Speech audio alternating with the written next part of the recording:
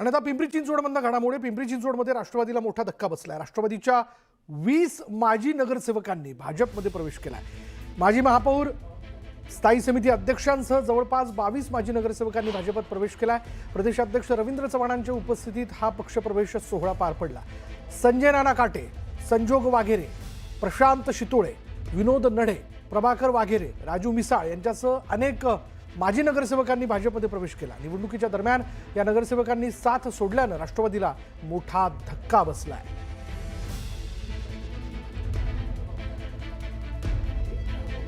त्यामुळे आता या क्षणाला आपण बघतोय पिंपरी चिंचवड मधनं एक मोठी बातमी, म्हणजे महापालिकेच्या निवडणुकीच्या पार्श्वभूमीवर ही मोठी बातमी म्हणावी लागेल की पिंपरी चिंचवडमध्ये महेश लांडगेंनी अजित पवारांना धक्का दिलाय. राष्ट्रवादीच्या 20 माजी नगरसेवकांनी भाजपात प्रवेश केलाय. माजी महापौर, स्थायी समिती अध्यक्षांसह जवळपास 22 माजी नगरसेवकांनी भाजपात प्रवेश केला. प्रदेशाध्यक्ष रवींद्र चव्हाणांच्या उपस्थितीत हा पक्षप्रवेश सोहळा पार पडला. संजय नाना काटे, संजोग वाघेरे, प्रशांत शितोळे, विनोद नढे, प्रभाकर वाघेरे, राजू मिसाळ यांच्यासह अनेक माजी नगरसेवकांनी भाजपमध्ये प्रवेश केला. अधिक माहिती आपण जाणून घेणार आहोत. आमचे प्रतिनिधी गोविंद वाकडे आपल्या बरोबर आहेत. गोविंद, थोडे धडके नाही आहेत. 22 माजी नगरसेवक राष्ट्रवादीचे भाजपमध्ये डेरे दाखल झालेत, त्यामध्ये त्यांनी प्रवेश केलाय.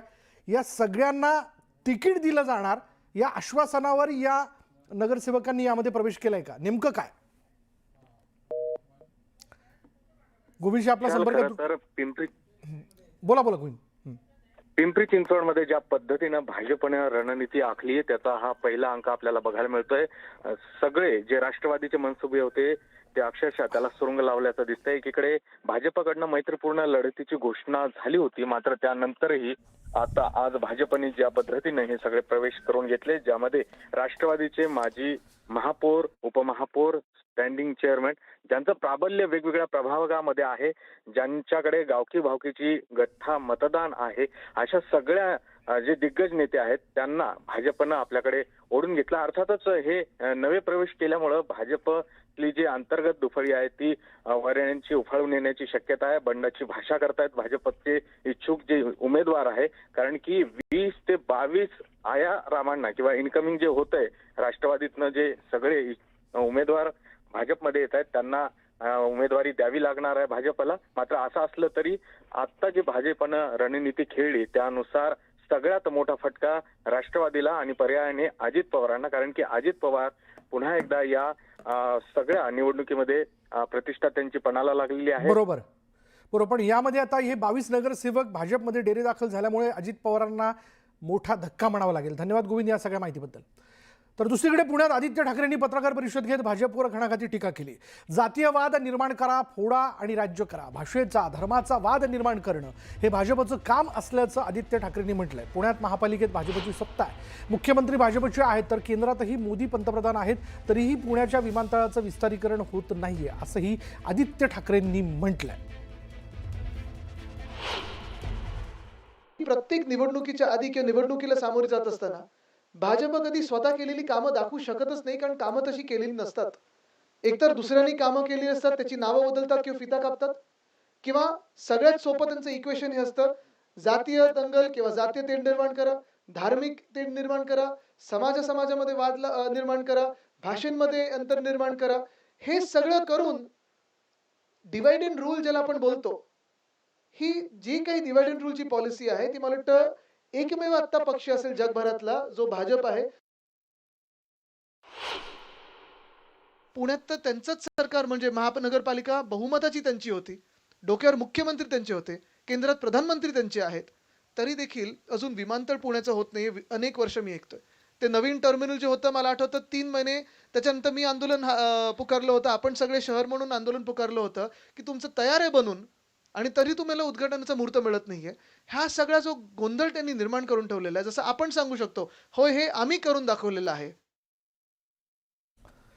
उदय सामंत यांनी 29 महापालिकेमध्ये युती होणार असल्याचं म्हटलंय. महायुती म्हणून आम्ही 29 महापालिकांमध्ये विजयी होऊ असा विश्वास देखील त्यांनी व्यक्त केलाय. तर नवाब मलिक मुंबई महानगरपालिकेमध्ये राष्ट्रवादीचं नेतृत्व करणार असतील तर ते आम्हाला मान्य नसल्याचं त्यांनी ठणकावलंय. आम्ही युती म्हणून लढू, त्यांनी त्यांचा पक्ष वाढवावा, यात कुठेही तडजोड होणार नसल्याचं देखील त्यांनी म्हटलंय.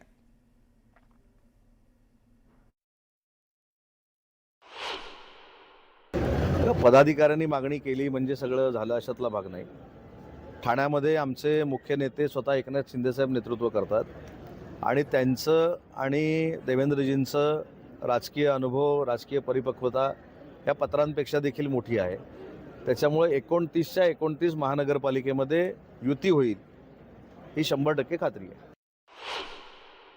शिवसेनेची भूमिका स्पष्ट आहे की ज्या नवाब मलिकांवर बॉम्बस्फोटातल्या काही गोष्टींचे आरोप आहेत ते जोपर्यंत त्या आरोपातनं निर्दोष मुक्त होत नाहीत आणि ते जर राष्ट्रवादी काँग्रेस पार्टीचं मुंबईमध्ये प्रतिनिधित्व करणार असतील तर आम्हाला त्यांच्यासोबत जायचं नाही ही स्पष्ट भूमिका आहे.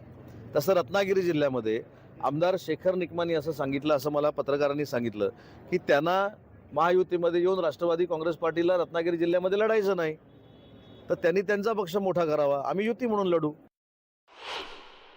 ठाकरेंबरोबर शरद पवारचा पक्षही जाणार आहे असे संकेत मिळाले. नाही, जाऊ दे ना, आपण त्यांची कशाला चर्चा करायची. मी सुरुवातीपासून सांगतोय, कितीही समोर आघाड्या झाल्या, कितीही कोण एकत्र आले तरी 29च्या 29 महानगरपालिकेवर महायुतीचाच भगा फडकणार आहे. ही काळ्या दगडावरची भगवी रेघ आहे. भाजपच्या जालना महापालिका निवडणुकीसाठी इच्छुक असणाऱ्या उमेदवारांना मुलाखती त्या उमेदवारांच्या घेतल्या जात आहेत आणि या प्रत्येक वॉर्डमधनं 5 इच्छुकांची नावं वरिष्ठ पातळीवर पाठवली जाणार असल्याची माहिती रावसाहेब दानवेंनी दिली आहे. जालन्यात पहिला महापौर भाजपचा होणार असल्याचा विश्वास त्यांनी व्यक्त केला. महापालिका निवडणुकीसाठी जो निर्णय वरिष्ठ घेतील तो आम्हाला मान्य राहील असंही दानवे म्हणाले.